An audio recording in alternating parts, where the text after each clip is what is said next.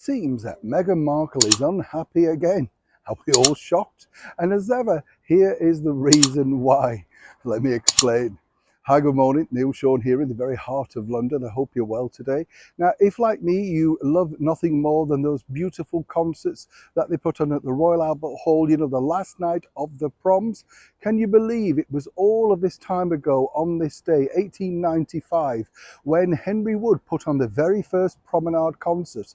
It's still spectacular today, and of course, if you are a British person like me, you love nothing more than the last night of the proms, all the flags waving, and of course rousing renditions of Land and Hope and Glory, amongst other great favourites. As I say, it's one of those things, isn't it, when you think promenade concerts over that period so long ago, and now today still going as strong as ever, and huge audiences around the world too.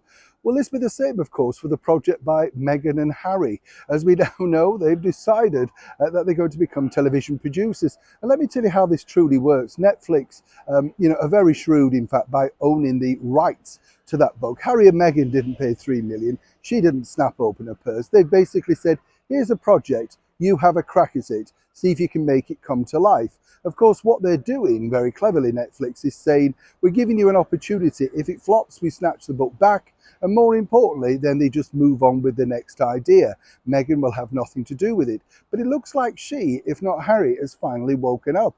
And as ever, let me explain. You see, as I say, the book, wasn't exactly a mega seller before. It's doing incredibly well now, as one can imagine. Meet Me at the Lake, which is the title of the book. Bit of a sort of a heartbreak story. Lead character called Will. Not sure that will remain. Yes, and of course, with Meghan and Harry at the helm, they're hoping that their names alone will push the idea forward. They know they can't produce things, but just having an attachment of that royal dust, they think will make people tune in.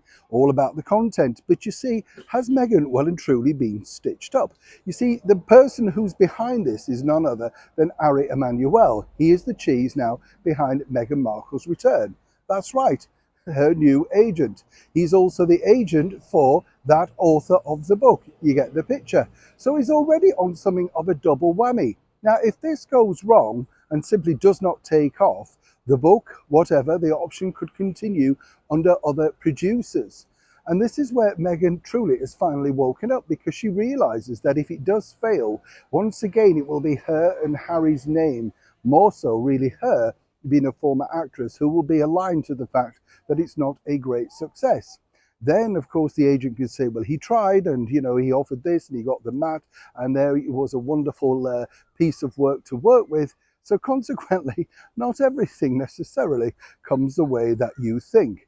Now, as I say, Meghan's in a very difficult corner right now. She needs this particular gentleman to try and reshape, reframe her career. And more importantly, he really does hold all the aces. Even if she flops, he's got the association of being the man trying to resurrect, some might say, an already dead career.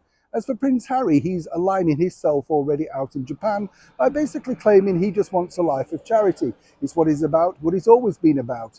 Leaving once again Meghan to face it alone as the executive producer of a mega deal, allegedly, with Netflix. And someone very close to Meghan tells me she's far from happy with now how this has truly played out.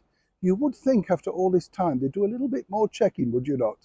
Neil Sean in the very heart of London.